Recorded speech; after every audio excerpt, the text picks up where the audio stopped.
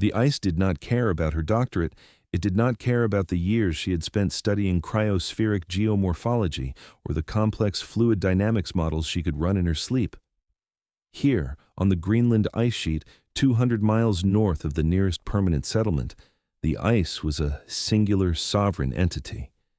It demanded respect not through title or reputation, but through the precise placement of a crampon, the correct reading of a sastrugi ridge, and the disciplined control of one's own breathing in the razor-thin sub-zero air.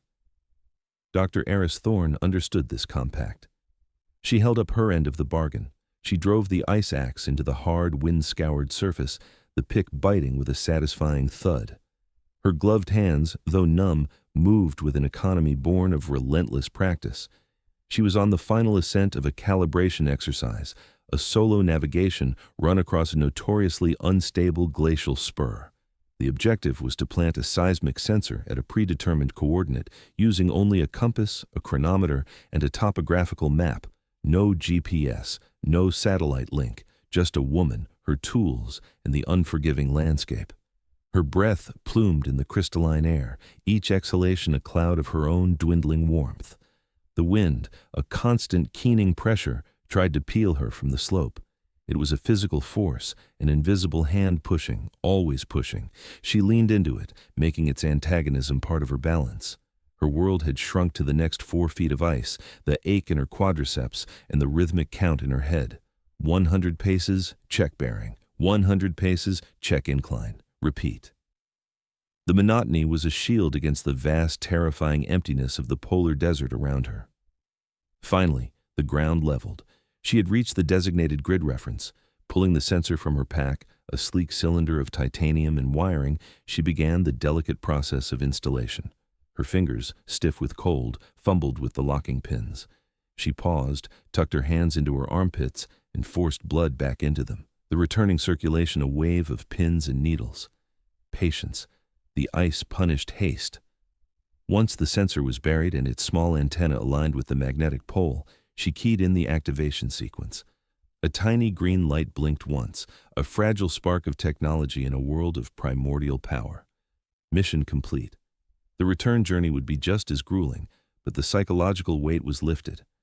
As she stood, her gaze swept the horizon, an ocean of white, broken only by the curvature of the earth and the pale, indifferent sun hanging low in the sky. It was a beauty so profound, it bordered on violence. She felt an acute, humbling insignificance, and yet a fierce satisfaction. She had met the terms. The ice had allowed her passage. For now. This was the only validation that mattered. Back at the forward operating base, the air was thick with the smell of diesel fuel, frying onions and damp wool. The mess hall was the station's social heart, a prefabricated metal box where the different tribes of this isolated community gathered for fuel and fleeting camaraderie. On one side, the geologists, meteorologists, and engineers, the civilian contingent, spoke in quiet technical terms. On the other, the military personnel, a mix of Air Force logistics crews and a platoon of Army infantry, were a louder, more boisterous presence. And in their own corner, set apart by a palpable aura of contained lethality, were the Navy SEALs.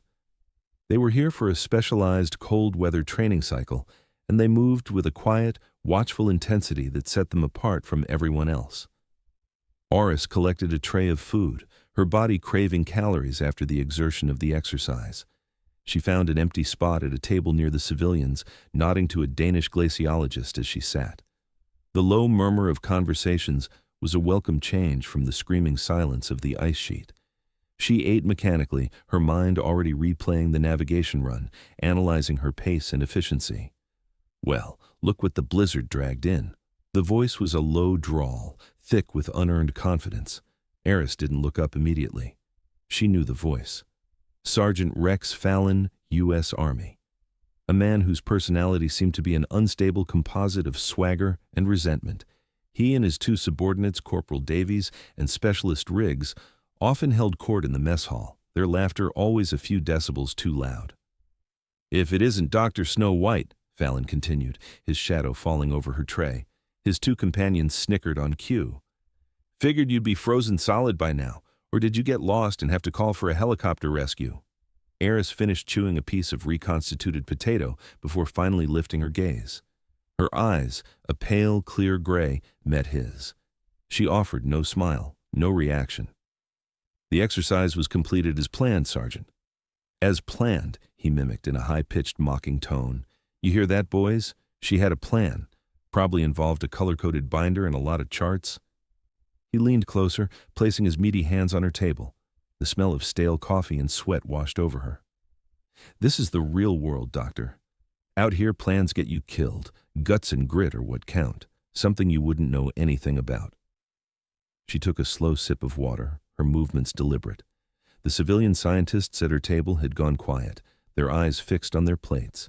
The infantrymen at Fallon's table were watching, smirking. This was a performance, and she was the unwilling co-star. Across the room, she noticed the SEALs.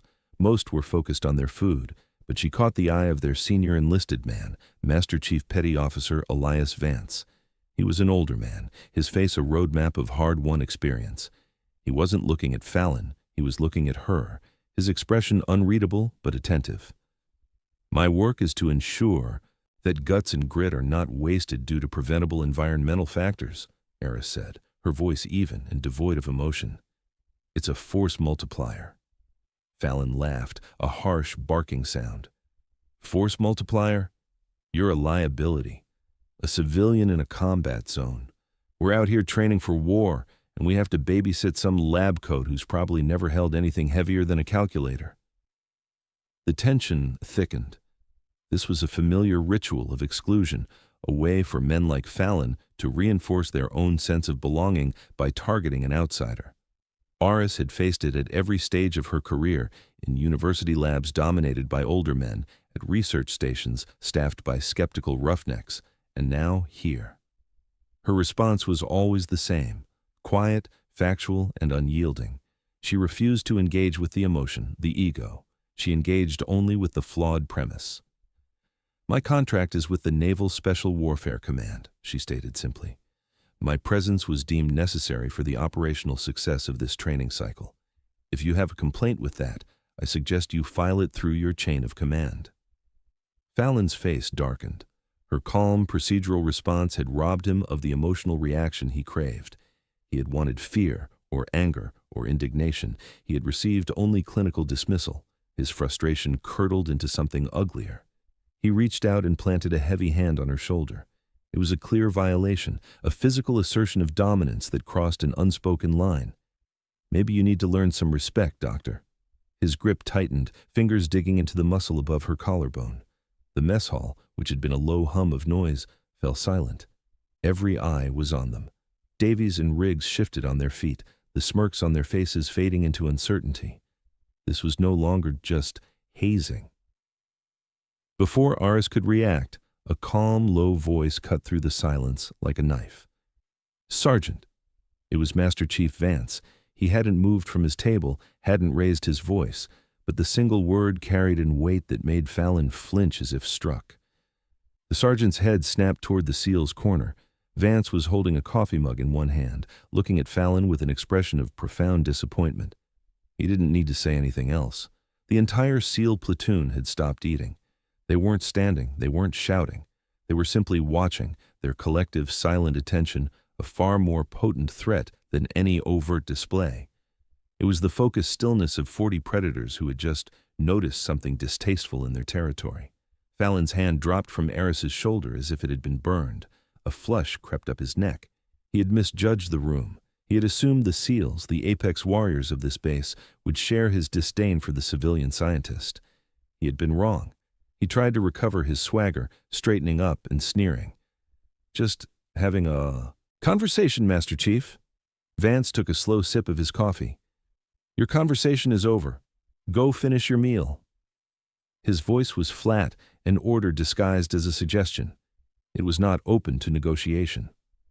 Fallon hesitated for a second, his ego warring with his survival instinct. He looked from Vance's implacable face to the 40 other silent, staring operators, and his instinct won. He grunted, shot a venomous glare at Eris, and stalked back to his table, his two cronies trailing in his wake like pilot fish. The ambient noise of the mess hall slowly returned, but the atmosphere had changed. Aris met Vance's eyes across the room. He gave her a slow, almost imperceptible nod. It was not an offer of pity or protection. It was a sign of professional acknowledgement. Then he returned to his meal. The incident closed. Aris took a deep breath, the adrenaline in her system slowly receding. She picked up her fork and continued to eat her cold potatoes.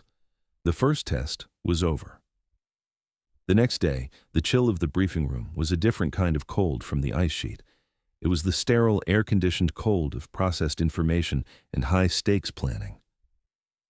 A large digital map of the operational area dominated the front wall, a complex overlay of topographical lines, satellite imagery, and weather data. Representatives from all units were present, the Air Force pilots, Fallon's infantry squad leaders, and the entire DevGru platoon, led by their officer, Lieutenant Commander Eva Rostova. Rostova was a lean, sharp-featured woman who radiated an aura of no-nonsense competence. She ran her briefing with brisk efficiency. The mission was a multi-day joint training exercise, Operation White Serpent. The objective was for the SEALs to conduct a simulated long-range reconnaissance and sabotage mission on a mock enemy installation, with Fallon's infantry unit playing the role of the opposing force. The complexity lay in the environment itself. The route crossed the treacherous Acheron Glacier, a shifting maze of crevasses and seracs. Dr. Thorne will now brief us on the environmental forecast and terrain analysis, Rostova announced, gesturing toward Aris. Aris stepped to the front of the room. She felt the familiar weight of skeptical eyes upon her. Fallon, seated in the back, was slouched in his chair, a smirk fixed on his face. She ignored him, focusing on the data. "Good morning," she began, her voice calm and clear. "The primary infiltration corridor, designated Route Alpha, crosses the lower tongue of the Acheron Glacier here." She used a laser pointer to trace the path on the map. "Standard analysis suggests this is the most direct route. However, my subsurface ice-penetrating radar scans from the past 72 hours show significant subsurface fracturing beneath this sector." She switched the display to a series of colored images that looked like abstract art. "These red and yellow zones indicate high-stress ice and potential snow-covered crevasses, some exceeding 15 meters in width. The ice shelf is in a state of isostatic rebound, making it unusually unstable. A team of 20 men with full combat loads moving in formation could be sufficient to trigger a localized collapse." A low murmur went through the room. Fallon scoffed loudly enough for everyone to hear. "Here we go. The little scientist is scared of a little snow." Rostova shot him a silencing glare before turning her attention back to Aris. "What is your recommendation, Doctor?" "I have identified an alternate path, Route Bravo," Aris said, highlighting a longer, more circuitous route on the map. "It follows a subglacial moraine ridge. The footing is more stable, and it avoids the highest stress areas of the glacier. It will add approximately 3 hours to the infiltration time, but it reduces the probability of a catastrophic ice failure by over 90%. Fallon stood up. "Commander, with all due respect, this is ridiculous. We've been training in this environment for weeks. We know how to read the ice. Route Alpha is the tactically sound choice. Following this scenic route," he said with a sneer, "is a waste of time and energy. It's overly cautious. It's what a civilian would recommend." The challenge hung in the air. He was framing it as a choice between his practical, hard-won experience and her theoretical academic knowledge. It was a classic and often effective tactic. Aris did not rise to the bait. She simply toggled the display again, bringing up a complex chart of barometric pressure gradients and katabatic wind models. "Furthermore, my meteorological models predict a high probability of a Peterak event within the next 48 hours. These are hyper-localized, high-density winds that flow down from the ice cap. They can develop with less than an hour's warning and can produce wind speeds in excess of 100 knots, with a corresponding temperature drop of 20 to 30 degrees Celsius. Route Alpha channels these winds directly through a narrow valley. Route Bravo offers significantly more terrain masking and potential for shelter." "More computer models," Fallon said, shaking his head in mock pity. "Commander, my men are ready. We've got the best cold weather gear money can buy. We're not afraid of a little breeze. We need to stick to the tactically superior plan.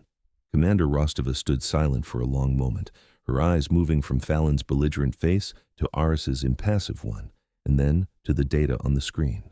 The SEALs watched their commander, their expressions neutral. They trusted her judgment completely. She was known for her meticulous planning and her intolerance for unnecessary risk.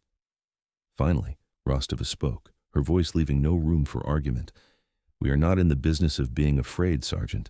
We are in the business of mitigating risk. Dr. Thorne's data is, compelling." She turned to her own team. "We will take Route Bravo. Master Chief, adjust the mission timeline and equipment loadout accordingly." Vance nodded once. "Aye, Commander." Fallon's face contorted with fury and humiliation. He had been publicly overruled in favor of the woman he had openly disdained. He sat down heavily, his jaw tight. Aris met his gaze for a brief second. There was no triumph in her expression, only a quiet confirmation of fact. The data had spoken. She had simply been its interpreter. But she knew this was not over. An ego like Fallon's, once bruised, did not heal. It festered. As the briefing concluded and the teams began their preparations, she felt a cold knot in her stomach that had nothing to do with the Arctic temperature. The most dangerous variable in this equation was not the ice or the wind. It was the wounded pride of a man who refused to be wrong. The exercise began under a sky of brilliant metallic blue. 2 CH-47 Chinooks thundered over the ice cap, their rotors beating a rhythmic pulse against the profound silence. Aris was with Commander Rostova and a small command element at a temporary observation post established on a high ridge overlooking the Acheron Glacier. From their vantage point, they could monitor the progress of both the SEALs on Route Bravo and Fallon's opposing force, who were setting up defensive positions near the mock enemy facility. Aris had her own equipment set up, a portable weather station, a satellite link to the primary climate modeling servers back at the base, and a sensitive seismometer. Her job was to provide real-time environmental intelligence. For the first few hours, everything proceeded according to plan. The SEALs made steady progress along the moraine ridge, their movements disciplined and efficient. Fallon's unit dug in, their positions visible only through high-powered optics. The air was still, the visibility unlimited. It was a perfect day for war games. Then, Aris noticed the first anomaly, a subtle, almost imperceptible drop in barometric pressure. The standard forecast had predicted a stable high-pressure system for at least another 24 hours. This was something different, something fast. She checked the data feed from her remote sensors. The one she had planted on the glacial spur 2 days ago was showing a dramatic temperature inversion and a sudden spike in wind speed at high altitude. "Commander," she said, her voice tight with urgency, "you need to see this." Rostova came to her side, peering at the laptop screen. "What is it?" "It's a polar cyclone, a mesoscale vortex. It's spinning up off the coast, far faster than the models predicted. And the high-pressure dome that should be holding it offshore is collapsing." Aris's fingers flew across the keyboard, bringing up new projections. The graphics bloomed in terrifying shades of red and purple. "It's heading directly for us. Landfall in less than 2 hours." Rostova's face was grim. "How bad?" "Worse than a Peterac. Sustained winds of 120 knots, whiteout conditions. Wind chill will drop to minus 90 degrees Fahrenheit. It's not a storm, it's a survivability event." Rostova immediately turned to her communications specialist. "Get me Task Force Command. Advise them we have an imminent weather emergency. All teams are to abort the mission and execute emergency extraction protocols. Get me Viper 1, she ordered, referring to the SEAL team. "And get me Spartan 6, she added, her voice hardening. Spartan 6 was Fallon's call sign. The comms specialist's face was pale. "Commander, I have a massive amount of atmospheric interference. I'm losing satellite lock. All channels are degrading." The speakers crackled with static, the disembodied voices of pilots and command staff breaking up into digital noise. On Aris's screen, the storm was a monstrous, spiraling mass consuming the map. She did a quick calculation of its trajectory and speed. Her blood ran cold. "Commander," she said, her voice dangerously quiet, "the eye wall is projected to pass directly over the coordinates of Fallon's primary defensive position. the one he established against my recommendation in the basin of the glacial outflow plain. Rostova stared at her, the full implication of the words sinking in. Fallon had chosen his position because it offered excellent fields of fire and was easy to resupply via Route Alpha. It was also, as Aris had warned, a natural wind tunnel, a topographical feature that would amplify the storm's fury to unimaginable levels. They had ignored her warnings about the unstable ice, and in doing so, had placed themselves in the path of a meteorological hammer blow. The comms specialist slammed his fist on the console in frustration. "Comms are gone, Commander. I've lost all contact with Spartan 6. Through the reinforced windows of the observation post, the first sign of the storm appeared. The brilliant blue sky was being consumed by a bruised gray wall of cloud that was moving with unnatural speed. The wind began to pick up, a low moan that was quickly rising to a shriek. The training exercise was over. A real mission, a rescue operation under the worst possible conditions, had just begun. And the team they had to save was led by a man who believed he knew better. The storm did not arrive, it detonated. The world outside the small prefabricated shelter dissolved into a maelstrom of white. The wind shrieked, a physical pressure that made the walls of the structure groan and vibrate. It was impossible to distinguish sky from ground. Visibility was less than arm's length. The temperature, displayed on Aris's monitor, was plummeting. -20, -30, -40. The numbers fell with sickening speed. Inside the command post, the atmosphere was thick with controlled tension. The digital map was frozen on its last satellite update, a useless snapshot of a world that no longer existed. The radios hissed with static. They were blind, deaf, and cut off. Commander Rostova stood over the map table, her face a mask of concentration, as she tried to project the last known positions of her teams. Master Chief Vance moved calmly through the small space, checking equipment, securing loose items, his presence a steadying influence on the younger operators. Aris worked at her station, but her advanced tools were becoming liabilities. The satellite link was dead. The anemometer on the roof had been torn away. The only instruments still functioning were the most basic ones, a barometer, a thermometer, and the seismometer she had installed. The needle on the barometer had dropped so far it was off the scale, but the seismometer was picking up something new, a low-frequency rhythmic vibration. "Master Chief," she called out, keeping her voice level, "come look at this." Vance was at her side in an instant. She pointed to the seismograph's output, a jagged line dancing across the screen. "Those are not seismic tremors. The frequency is too regular. It's the wind hitting the ice sheet. It's causing the entire glacier to resonate like a drumhead." Vance stared at the reading, his eyes narrowing. He had spent decades in the world's most extreme environments, but this was something new. "What does that mean?" "It means the structural integrity of the ice is being compromised on a massive scale," Aris explained. "The very ground Fallon's team is on is likely fracturing under the strain. If they are in a tent or a shallow snow cave, it won't hold. They'll be exposed in minutes," Rostova overheard. "Can we get to them?" "No aircraft can fly in this," Vance stated flatly, "and we can't move on foot. We'd be blown off our feet and frozen solid in 10 minutes. They were trapped. The very men they needed to rescue were being torn apart by a storm, on ground that was shaking itself to pieces, and they could do nothing. The weight of their helplessness was heavier than the wind. For an hour they could only wait, listen to the storm's fury, and imagine the fate of Fallon's men. The power flickered, and the emergency generator kicked in with a guttural roar, a small bubble of light and warmth against an ocean of chaos. Aris turned away from her screens. The technology had failed. The data models had been a warning, but they were useless now. All that was left was the raw, physical reality of the environment. She closed her eyes, forcing herself to think beyond the crisis of the moment.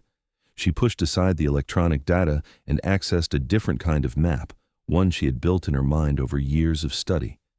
A tactile, three-dimensional understanding of the ice. She knew its history, the paths of its ancient flows, the locations of its hidden weaknesses, and its secret strengths. She thought about the wind, not as a number on a screen, but as a fluid, a current of dense, cold air pouring down the slopes of the ice cap. Where would it flow? Where would it scour? Where would it deposit snow? Her eyes snapped open. "There's a way," she said, her voice cutting through the tense silence. Everyone turned to look at her. She moved to the large paper topographical map on the table, the one they had dismissed as a low-tech backup. She picked up a grease pencil. "Our technology is useless. GPS is down, comms are out. We can't navigate by sight, but we can navigate by touch, by feel." She drew a line on the map, starting from their position. It was not a straight line. It snaked and curved, following the contours of the land in a way that seemed illogical. "The wind is coming from the northwest, consistently. It's creating sastrugi, long parallel ridges in the snow. They are aligned perfectly with the wind's direction. If we keep the sastrugi at a 45-degree angle to our left shoulder, we will be heading almost due east." She traced the line further. "This route avoids the open ice. It follows a series of basalt outcrops, nunataks, that are just barely exposed. They will disrupt the wind flow, creating pockets of relatively calmer air on their leeward side. We can move from outcrop to outcrop. They will be our signposts." Finally, her pencil stopped. "It will lead us here, to this subglacial tunnel. It's an old meltwater channel from the last interglacial period. The entrance should be exposed on the eastern face of this ridge. It's shielded from the wind. According to the geological surveys, the tunnel runs for 2 kilometers and emerges less than 500 meters from Fallon's last known position." The room was silent. What she was proposing was audacious: to leave the relative safety of their shelter and intentionally walk into the teeth of a polar cyclone, navigating by the texture of the snow under their feet. It sounded like madness. Rostova studied the map, then looked at Aris. "You're certain about this tunnel? That it's passable?" "The surveys are 20 years old," Aris admitted. "It's possible it has collapsed. It's a risk, but it is a calculated risk. Staying here is a certainty that Fallon's men will die." Master Chief Vance stepped forward, his eyes on the map. He traced the route Aris had drawn with his finger. He looked up at her, his gaze intense. "She's right," he said to Rostova. "This is old school. This is land navigation in its purest form. Her logic is sound." The endorsement from the veteran Master Chief was decisive. Rostova looked at her team. They were watching her, their faces grim but ready. They were men trained to operate in the impossible. This was just another version of it. "All right," Rostova said, her voice firm. She was no longer just a commander. She was a leader taking a monumental gamble based on the expertise of a civilian scientist she barely knew. "This is now a search and rescue operation. We move in 20 minutes. She turned to Ares. "Dr. Thorne, you have the lead. We will navigate by your direction." Ares felt a surge of adrenaline, but her mind was icily calm.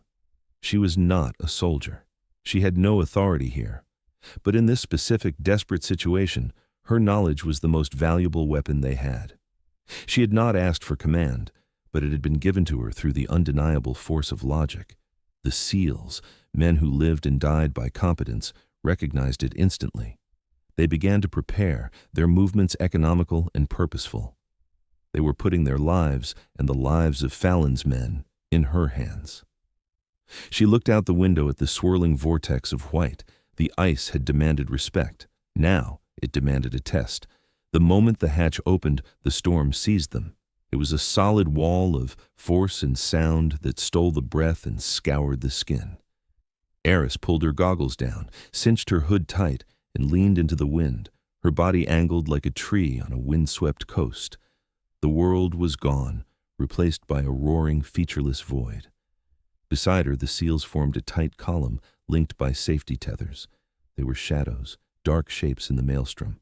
Aris took the lead, with Master Chief Vance right behind her. She could not see, she could only feel. Her feet, encased in heavy insulated boots, became her eyes. She felt the hard, fluted ridges of the sastrugi underfoot, orienting her body until they ran at the correct angle to her path. It was like reading Braille with her entire body. The wind was a constant, screaming pressure on her left side. If it shifted, she adjusted. This was navigation at its most primal level. They moved slowly, a human chain against the apocalypse. Every step was a battle. The cold was a living thing, a predator that sought any gap in their gear, any sliver of exposed skin. Aris's mind narrowed to a single focused point, The feel of the snow, the pressure of the wind, the count of her paces. 100 paces. Check the compass strapped to her wrist, its needle barely visible in the faint glow of its tritium vial. 100 paces. Check the man behind her. Repeat. After what felt like an eternity, her foot hit something solid. Rock. The first noon attack. She fell to her knees in the pocket of calmer air behind it, gasping. The rest of the team collapsed around her, their chests heaving. Vance knelt beside her, his faceplate frosted over. He gave her a thumbs up. The first leg was complete. Her theory was holding. They rested for only a few minutes before pushing on.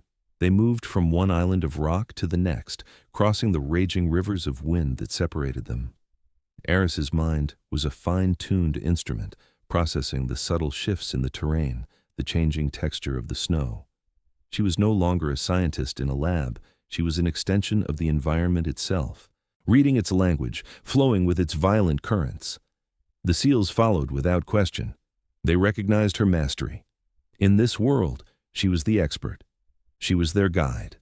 Finally, they reached the ridge she had identified on the map.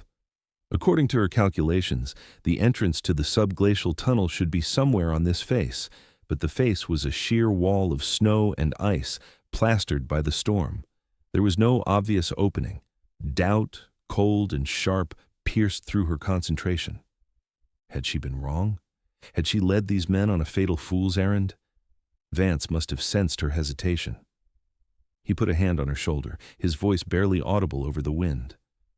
Where? Eris scanned the wall, her mind racing. The geological survey said the entrance was near a basalt dike, a vertical intrusion of darker rock, but everything was covered in a thick layer of white. She thought back to the wind dynamics. The storm was scouring the windward side and depositing snow on the leeward. The entrance would be buried. She pointed to a section of the ridge where the snow seemed deeper, piled into a massive drift. There, she yelled. We have to dig. Without a word, the SEALs unslung their collapsible shovels and attacked the drift with ferocious energy. They worked in rotation, 2 men digging while the others formed a human wall to shield them from the worst of the wind. Eris dug alongside them, her arms aching, her lungs burning. It felt hopeless. The wind was piling the snow back as fast as they could remove it, but they persisted, their movements a testament to their inhuman endurance and discipline. Then, one of the shovels hit something that was not snow. A dark space opened up. The entrance. A cheer was snatched away by the wind, but the relief was palpable. The tunnel was real.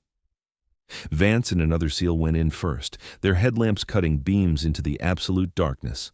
A moment later, Vance's voice, clear and calm in the sudden quiet of the tunnel, came back. It's clear. It's stable. One by one, they scrambled inside, out of the storm's grip. The sudden silence was deafening. The only sound was their own ragged breathing. They were in a cavern of ice, its walls glittering like a billion diamonds in the beams of their lights. It was a place of breathtaking, alien beauty. Eris leaned against the icy wall, her legs trembling with exhaustion and relief. They had made it. They had walked through the heart of the storm and come out the other side. Now, the hardest part was yet to come. They found what was left of Fallon's team huddled in the ruins of their command tent. The fabric had been shredded by the wind, and the men were curled together in a desperate attempt to share warmth, buried under a shallow drift of snow. They were in bad shape. 2 were unconscious, their skin a waxy pale color. Another had a deep gash on his forehead, his blood frozen to his face. Fallon himself was on his feet, pacing. Like a caged animal, a rifle clutched in his hands. His eyes were wide with a mixture of fear and crazed defiance. The SEAL medics went to work immediately, their movements swift and professional as they assessed the casualties and began treatment for severe hypothermia and frostbite. Rostova approached Fallon, her face grim. Sergeant, we're getting you out of here.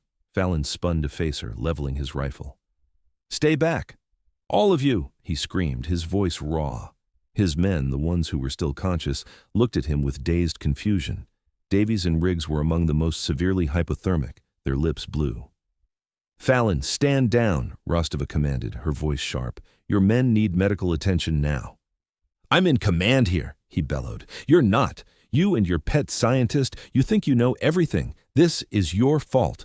He gestured wildly with the rifle, his movements jerky and uncoordinated. He was deep in the throes of paradoxical undressing, a symptom of advanced hypothermia where the victim feels hot and becomes irrational. He was a danger to himself and everyone around him. Aris watched from the edge of the scene, her heart pounding. This was the confrontation she had feared. All the planning, all the navigation had led to this, a man broken by his own ego, now threatening his rescuers. "Sergeant," she said, her voice quiet but carrying, "you are experiencing the final stages of hypothermia. Your mind is playing tricks on you. You need to let them help you." Fallon's wild eyes fixed on her. "You," he snarled, "you did this. Your damn charts and numbers." He took a step toward her, raising the rifle. Master Chief Vance moved to intercept him, but Fallon was too erratic. Before anyone else could react, Fallon lunged, not at Vance, but at Aris. He dropped the rifle and grabbed the front of her parka, his face contorted in a mask of senseless rage. He was bigger, and even in his compromised state, immensely strong. He slammed her back against the icy wall of the ruined shelter. His weight was crushing, his grip like iron. But Aris's mind remained clear. Panic was a luxury she couldn't afford. As he pushed, she didn't resist his forward momentum. Instead, she used it. She let her knees buckle slightly, dropping her center of gravity beneath his. His forward push became a downward fall. As his balance shifted, she drove her right hand, not in a punch, but with a stiffened open palm, into the side of his neck, targeting the brachial plexus nerve cluster just above the collarbone. It wasn't about strength. It was about precision. A jolt of neurological shock went through him. His gripping hand went numb, the fingers uncurling. In that split second of release, she twisted her hips, getting inside his guard. She didn't try to throw him. She simply stepped away, removing the support that was holding him up. His own momentum did the rest. He stumbled forward, tripped, over his own feet, and fell face first into a snowdrift. He lay there, groaning, the fight knocked out of him by a combination of surprise, neurological disruption, and his own profound exhaustion. The entire event took less than 3 seconds. It was not a brawl. It was a clinical biomechanical solution to a tactical problem. The SEALs, who had been moving to intervene, stopped dead, their eyes wide with surprise. They had seen 1,000 fights, but they had never seen anything quite like that. The quiet academic doctor had just neutralized a panicked, aggressive soldier twice her size without throwing a single punch. She stood, breathing steadily, and brushed the snow from her parka. She looked at the medics. "He needs treatment. Now." The medics, snapping out of their surprise, rushed forward and rolled Fallon over, beginning their assessment. Aris met Vance's gaze.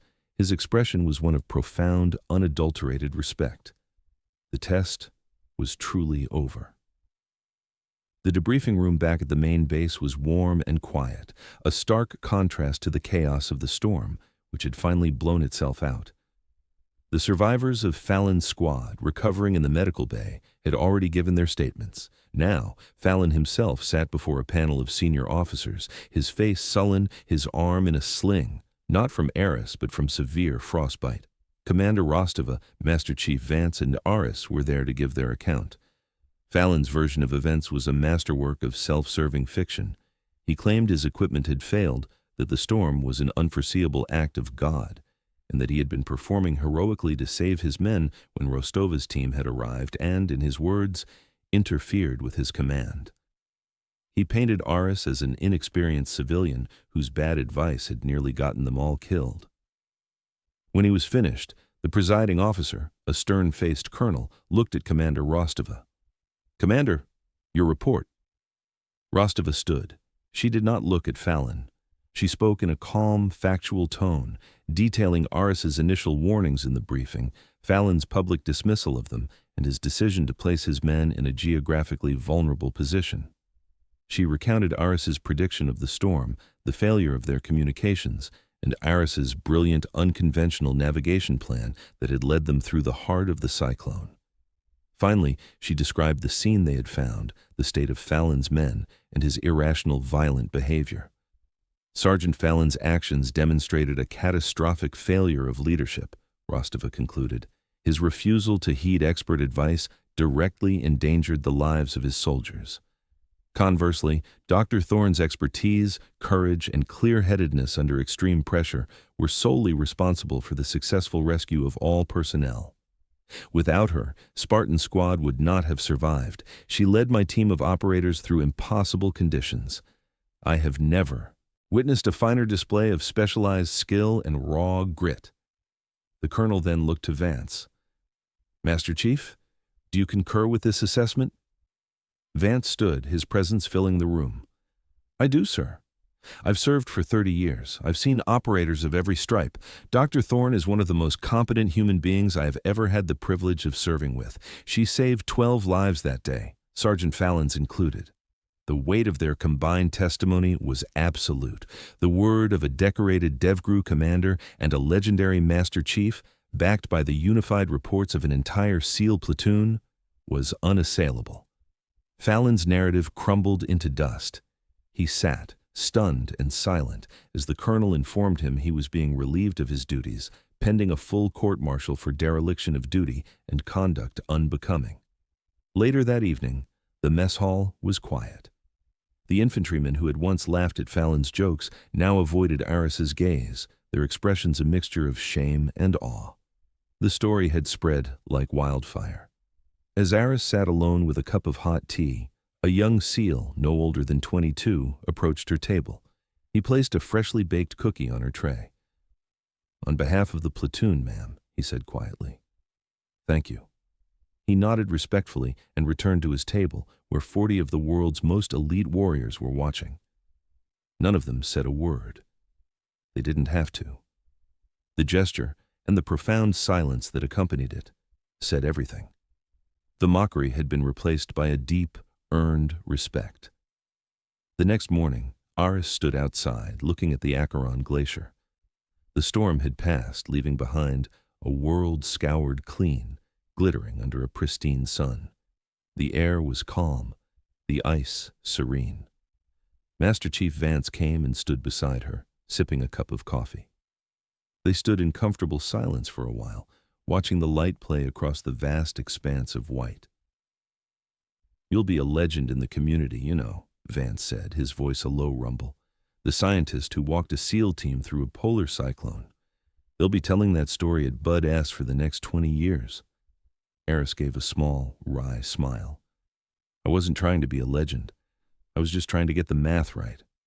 That's why it works, Vance said. He took a final sip of his coffee. You did good, Doc. Real good. He gave her a paternal pat on the shoulder and walked away, leaving her alone with her thoughts. She looked out at the ice, at the seemingly infinite landscape that had tried to kill her and her companions. It was not malevolent. It was simply powerful, operating under a set of physical laws that were absolute and unforgiving. Fallon had tried to impose his will upon it, to conquer it with ego and aggression. He had failed. She had sought to understand it, to move with its currents and respect its power. She had succeeded. The ice had taught her a lesson she had already suspected to be true, but now knew in her bones. The most dangerous territory is the space between what a man believes he is and what he truly is.